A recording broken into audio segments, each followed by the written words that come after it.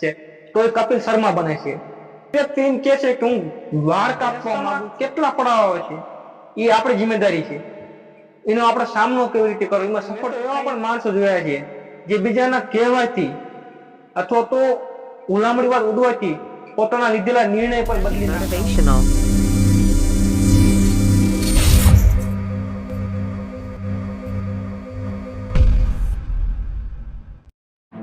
આ દુનિયા બહુ ખરાબ છે, બહુ. જ્યારે બરાબરી ન કરી શકે ત્યારે બદનામ કરવા લાગતી હોય છે. આપણે બધાય કેવી છીએ, કોઈ માણસ ગમે તે કે મને કાંઈ ફરક નથી પડતો, પરંતુ વાસ્તવમાં એવું હોતું નથી. લોકો તમારા વિશે શું કહે છે અને તમે એને કેવી રીતે રિએક્ટ કરો છો એ તમારા પર ફોકસ રાખજો. આમ તો બધા કહેતા જ હોય છે કે માણસને ગમે તે કેવું હોય તે કે, કોઈને કહેવાથી મને કાંઈ ફરક પડતો નથી, પરંતુ વાસ્તવમાં આવું હોતું નથી. કારણ આપણને ખબર હોય છે કે વ્યક્તિ, અને મેં તો એવા પણ માણસો જોયા છે જે બીજાના કહેવાથી અથવા તો ઉલામણી વાત ઉડવાથી પોતાના લીધેલા નિર્ણય પણ બદલી નાખતા હોય છે. આજે એવા ઘણા માણસો છે જે બીજાને કહેવાથી પોતાના સપનાને દફનાવી નાખ્યા છે. એક દોસ્ત છે જેને કપડાનો વેપાર કરવો હતો, એટલે એને મને વાત પણ કરેલી, પણ જ્યારે આ વાત એને એના ઘરે કરી, એને મમ્મી પપ્પા સમક્ષ, ત્યારે બરોબર જેને એને વાત કરી એ સમયે એને માસી પણ આવેલા. એ લોકોએ આ વાત સાંભળી અને કીધું કે મારા ભાઈના છોકરાને 10માની અંદર મેટ્રિકમાં 99% છે, છતાં એને આ ધંધો કરેલો એમાં એને સક્સેસ ન મળી. એટલે એનો કહેવાનો મતલબ કે જે વ્યક્તિને સ્કૂલમાં ભણવામાં સારા રિઝલ્ટ છે છતાં એ આ કામ નથી કરતો, કરિયર સાથે કોઈ રિએક્શન છે જ નહીં, કોઈ સંબંધ છે જ નહીં, એને તમારા કરિયર સાથે શા માટે જોડો છો? હવે એ રહી વાત કપડા અને બિઝનેસની, ને એક બાજુ જે 10માના ટકાવારી, એ બે વિશે ક્યાં મેળ ખાય છે? આમ કહેવાતીની વાત, માણસોનું કામ શું છે? કહેવાનું. તો એ તો કહેશે, કોઈના કહેવાથી આપણે લીધેલા નિર્ણય બદલી ન નખાય. હું ફરી વાર કહી દઉં કે બીજાના કહેવાથી ઘણા લોકોએ પોતાના સપનાને દફનાવી નાખ્યા છે. જીવનનો નિયમ છે કે આપણે જે શોધીએ છીએ તે જ મળે છે, જેને માટે કોશિશ કરીએ છીએ તે જ મળે છે. વગર પ્રયત્ન વગર કોશિશે મળવું એ તો નિયમને વિરોધ છે ને. બધા લોકો સપના પણ જોવે છે ને તેને સાકાર કરવા માટે ઘણી બધી કોશિશ પણ કરતા હોય છે. દરેક રસ્તાને, દરેક સપનાને સાકાર કરવા માટે ઘણા બધા રસ્તા હોય છે. હવે એ ફોકસ આપણા ઉપર રાખે છે, કયા રસ્તા ઉપર આપણે ચાલવું, કેવી રીતે ચાલવું. અને બધા રસ્તામાં ક્યાંક ને ક્યાંક પ્રોબ્લેમ આવતા હોય છે. એ પ્રોબ્લેમનું આપણે સોલ્યુશન કેવી રીતે કરવી છે, એ રસ્તામાં કેટલા પડાવ આવે છે, એ આપણી જિમ્મેદારી છે. એનો આપણે સામનો કેવી રીતે કરવો, એમાં સફળ થઈ એ પડાવથી આગળ કેવી રીતે વધવું, એ જિમ્મેદારી આપણી હોય છે. આમ છતાં ઘણા બધા માણસો એવા પણ છે જે બધા રસ્તા એક જોડે અપનાવતા હોય છે અને અધવચ્ચે ભૂચી જતા હોય છે. એને ખબર નથી પડતી કઈ બાજુ જવું અને કઈ બાજુ ન જવું. અને ઘણા એવા પણ છે જે પોતાના એક રસ્તા ઉપર હાલે છે અને સફળતાને પ્રાપ્ત થતા હોય છે. અને બીજો વિચાર એ પણ આવે છે, ખાસ મોસ્ટ ઇમ્પોર્ટન્ટ, જ્યારે આપણે કામની શરૂઆત કરી અથવા તો કોઈ નવી શરૂઆત કરી, ત્યારે એક વિચાર તો આવે જ તે મારા સગાવાલા શું કહે છે, બીજા માણસો આ જોશે તો શું વિચારશે. આવું વિચારીને ઘણા બધા માણસો એવા છે જેને પોતાને સપનાને દફનાવી નાખ્યા છે અને પોતાની આવડતને બહાર નથી કાઢી. આપણે બધા સ્કૂલમાં નાનપણથી એક વાર્તા સાંભળતા આવી છીએ, અને છતાં બીજી વખત સંભળાવી દઉં કે એક બાપ દીકરો મેળામાં જાય છે. મેળામાંથી એક ગધેડો ખરીદીને લાવે, ગધેડો ખરીદીને પછી રસ્તામાં પાછા વળે છે, એટલે બીજા માણસો એને ઉપર હસે છે કે બંને કેવા મૂર્ખ છે, જોડે ગધેડો છે છતાં હાલીને જાય છે આવા તડકાના. એટલે એની વાત સાંભળીને બાપ દીકરો બંને ગધેડા માથે બેસી જાય છે. એમ ધીરે ધીરે આગળ જાય છે.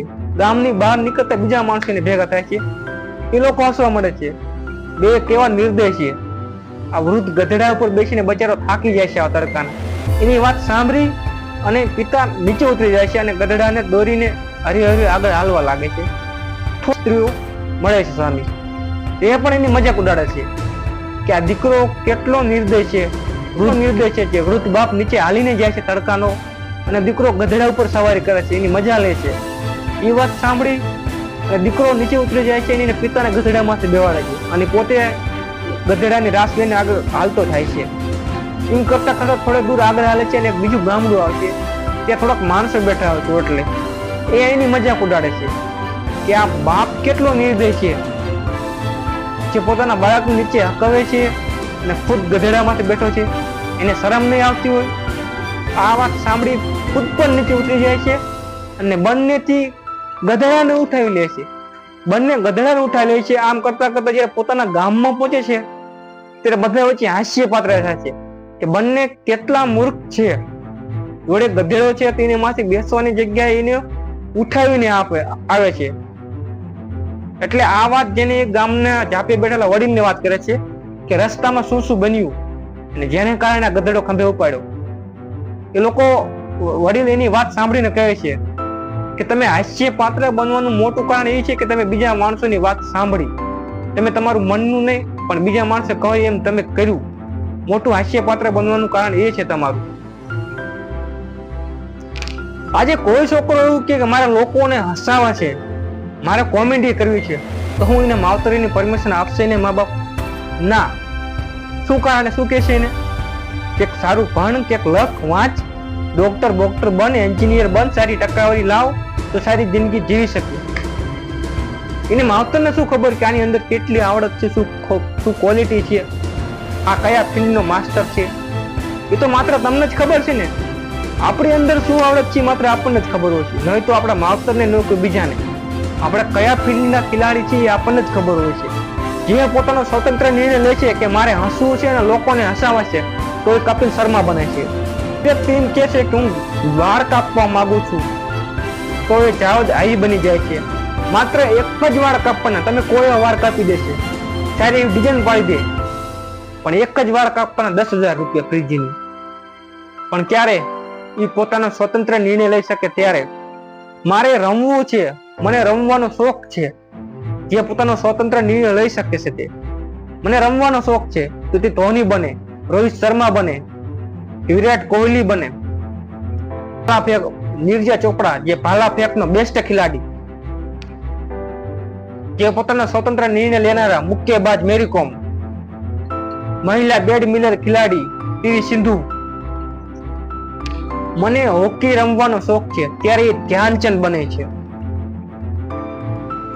આ એ લોકો છે જે બહારનું નહીં, પોતાના અંદરથી આવતો અવાજને સાંભળ્યો અને એક સ્વતંત્ર નિર્ણય લીધો, અને આજે એ લોકોનું દુનિયામાં નામ છે. જે કહે છે ને જે પોતાનો સ્વતંત્ર નિર્ણય લઈ શકે એ જ આગળ વધી શકે. કેમ? કેમ કે એને ખુદ ખબર હોય છે કે કયા ફિલ્ડનો ખેલાડી છું.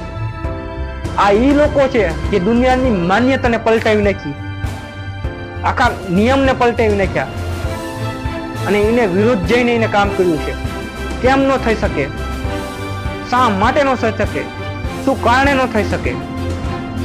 હું એક વખત બીજી વાર કહી દઉં છું કે લોકોનું કામ છે કહેવાનું, એ તો કહેશે, પણ તમારે શું કરવું તમારા કરિયર માટે, તમારે શું નિર્ણય લેવો એ તમારા હાથમાં છે. બાકી તમે કશું કરો તો પણ કહેશે અને કશું ન કરો તો પણ એ કહેવાના છે. હાલ તમારે તમારું ઘર પરિવાર કેવી રીતે સંચાલન કરવું એ માત્ર તમારી જિમ્મેદારી છે. આવતીકાલે તમારા બાળકોને ભણવા માટે તમારી પાસે પૈસા નથી, તમારા ફેમિલીનું પરવરિશ કરવું છે, પૂરેપૂરી જવાબદારી તમારે છે. ત્યારે બહારના માણસો કોઈ નહીં આવે. બધા માનતા હોય એમાં માનવું, એનું નામ માન્યતા. પણ કોઈ ન માનતું હોય છતાં એમાં માની અને આગળ વધવું, એનું નામ વિશ્વાસ. તમને અંદરથી એમ થવું જોઈએ મારે આ કામ કરવું છે અને કરવું છે. કોઈ શું કહે છે, શા માટે કહે છે, મને કોઈ ફેર નથી પડતો. માણસનો એક સ્વતંત્ર નિર્ણય એની આખી જિંદગી ચેન્જ કરી નાખતો હોય છે. અને અમુક માણસોની આદત જ એવી હોય છે કે એને બધું વાંકું જ દેખાય. પેલો તો કે આમ કરે, આ વ્યક્તિ તો કે આમ કરે. જે એવા માણસો તમે ધ્યાનમાં લેશો ને સાંભળશો તો તમે કોઈ દિવસ આગળ નહીં વધી શકો. તમારી 99 વાત સારી હોય પણ 99 માંથી એક વાત ખરાબ આવી જાય તો લોકો તમારી 99 સારી વાત ભૂલી જાય છે અને માત્ર એ એક વાત ઉપર ફોકસ કરશે. આ વ્યક્તિએ કેમ આવું કીધું, આવું ન હોવું જોઈએ. કેમ? એનું કામ જ એ છે ભૂલો ગોતવાનું. એના ખુદથી તો કઈ નથી થતું, પણ જે લોકો કરે છે એના પણ નહીં કરવા દે. અને એક વાત હંમેશા યાદ રાખી કે આપણે કેવા છીએ એ આપણે બીજાના વિશે શું વાત કરવી ને એના ઉપરથી આપણી છાપ ઊભી થઈ જતી હોય છે.